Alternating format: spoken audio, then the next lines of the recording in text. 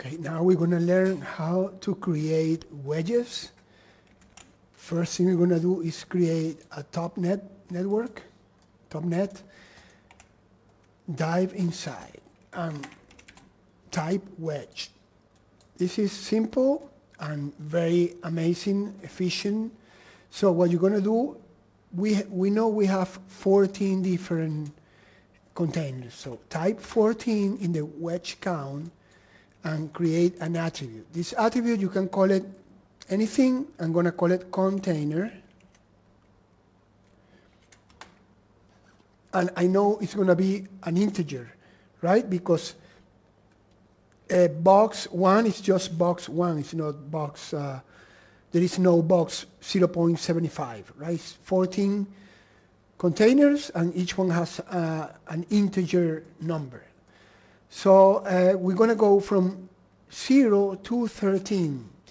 When we do iterations like this, 0 is a number to consider, and it's going to be the first container.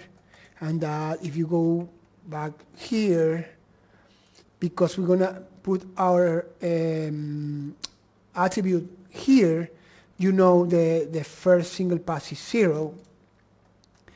So just use this attribute name and just type it here. When we use attributes from topnet, we need to use p at and the name of the attribute. So now, if we evaluate this, now it's 13. I don't know why, but should be controlled by this. So if we go and say generate node, we have 14 different iterations here. And the first one is going to be 0. If you select it and hit on that, this should update and show you 0. Likewise, if you go and use, let's say, the number 12, go back, this should show you 12 here. So this is evaluating correctly, and this is so simple. It's already kind of working. Then we're going to use a rob fetch. Plug the wedge in the input. This is going to expect that file cache that we use in there. So just I'm using the pin, drag it to the field here, text field. Just double check that this should be a single frame, because the frame range is going to be controlled by the topnet. If you don't do that, you're going to have 14 iterations, and every iteration is gonna be like the amount of frames you have on the rob fetch. So it's gonna be like tons of frames, tons and tons of frames, and tons of iterations here. So to avoid that, just keep the file cache, keep it in a single frame, and then the rob fetch should be now the 14 passes that we have for each container. Here you should switch to frame range, and in my case I only need from 980 to frame 1046. That's the whole amount of frame I need for my simulations, because I know even though I have 1120, I'm going to do some work there for retime, that kind of things. Okay, once we have this, I like usually usually I change these to all upstream items are generated. So basically this is going to be generated only when the previous node is generated already. One more thing that we need to do is on the file catch, you need to use the variable that is called p wedged num. This is a global variable, and that's going to evaluate based on so let me see. Yeah, I'm missing one dot here, 1 point dot there. Yep, because I already catch mine. You can see it's immediately bringing number 12, which is the one we selected in the top net. So you can also previs your catches using that. So this is all you need to do. So catch your sim. You're going to have all this, every container is going to be one iteration, and then you're going to catch, and you're going to end up with 14 different simulations. All you have to do is just select cook node, and the whole process is going to start. Once you finish, you can see I created here, I actually have that, let me just paste it. I take a little time. I already created all these files, and you can go to each one and see every different container. And now it's time to convert all this into one. So let me explain that, how to do it. So the process to do this is very simple. You need to use a VDB convert VDB in all your files. I'm going to just explain with these two, and then I will complete the whole thing. First, you don't want to do, we're only going to need density and velocity for this. You don't want to do a vector with a scalar. With density is a scalar, it's like a float, but velocity is a vector. So separate them. You can just select here, well, we can select VDB first. So you're converting everything to a VDB. And then blast and keep only density in this case. Let's work with that first. Just select density, delete non-selected. You're going to end up only with density in the volumes. Now we merge that here, and we're going to create a clean VDB. We're also going to call this density, and we're going to use VDB combine. You know, if you go here, you're going to notice that you have two densities. These two densities come from two different simulations. We don't want that, so this is a process to blend them, merge them, and only have one density, even though we have 14 different simulations. So in the VDB combine, select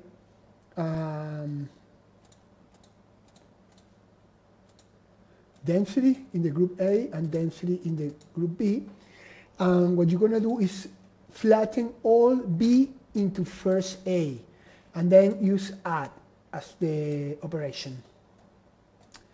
The reason it looks very low res is because the resample also needs to be the opposite, A to match B.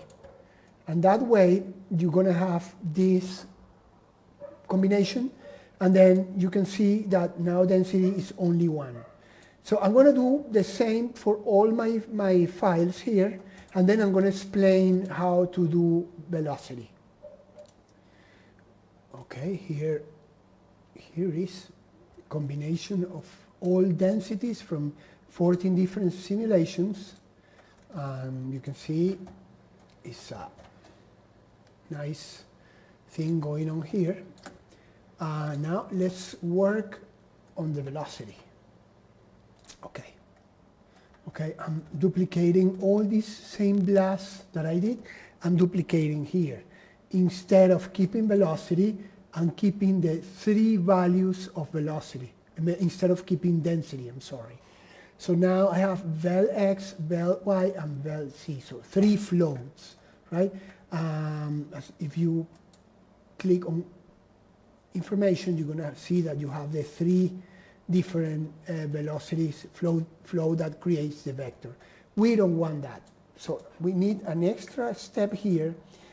We need to merge these 3 floats, or 3 scalar volumes, 3 scalar values into one vector. That you can do it with VDB vector from scalar. So when you just do this, you can see now you have one velocity that has 3 values of voxel. As you can see, this on the brackets separated by commas, by column. So this is what you need to do in order to combine. This is one of the steps you need to do to combine all the velocities into one vector. I'm gonna do this, and then on all my file, I don't want you to wait here for me to do all this, and I continue.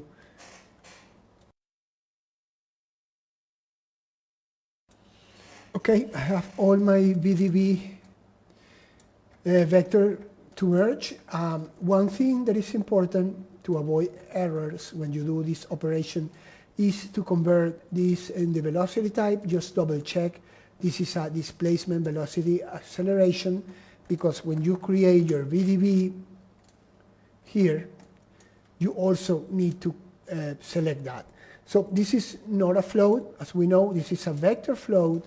We're going to call this vel, and here in the vector type we do the same. It's a displacement velocity acceleration type of vector. Now we do VDB combine. This is going to be slow. Here, just before connecting, you can just do the same that we did before, flatten all B into first A, and use add as an operation, and match A to match B. And type here, you can type vel here, and vel in the other group. Connect, and now, what's going on? Let me see. Yeah, it needs to be name equal B. So don't type it, just, you can just use vel, and use vel here. So add name equal V. That's what's causing the error. Now this is going to take some time, like almost a minute. I'm going to pause the video, and then I will merge density and velocity, and we are pretty much done, but I want to catch that too. So here's my velocity. Now let's combine these two guys. One last merge here, so we end up with one large density. See what I'm doing wrong here. Yeah, for some reason it was not updating, but you can see one density, one velocity. This is what I want. One is a float, the other one is a vector. So now let's catch this, so we don't need to cook all these operations that are going on here for every frame. So I'm going to file catch this. You can make this automatic and put this into your top net, but in this case I'm going to do it manually. So this is the merge VDBs merge Pyro VDBs.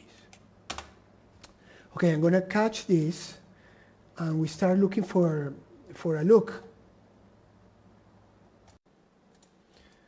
This is my first combination of all my DVDs. Two things that I did. I added a primitive. This primitive properties, you can go to volumes and go to VDB and write 16-bit floats that is going to compress the VDB a little bit, and it's going to make it a little bit lighter, and also without losing any resolution. So it might be a good idea to save disk space. Second thing that I did, like right after I catch it, I appended another primitive, and I click on adjust visualization, and I make it invisible. That way, when you mix everything, you will have, like when you do .io, you will have the density visible, but the velocity is going to be present, but it's not going to be visible. That way you can visualize the actual behavior of the density, which is the one that actually renders. So that's what I did. Everything is good. I multiply here by 5 just to get a little bit more pyroclastic look. So yeah, that's it for now. I'm going to make a test with retiming, and I'm going to create a general look to the grains and render this, and then we can check on that on next chapter, and we're going to be done. Next chapter is the last one, so let's go ahead, let me work on that, and I will show you my setup, my render, my comp, and we go from there.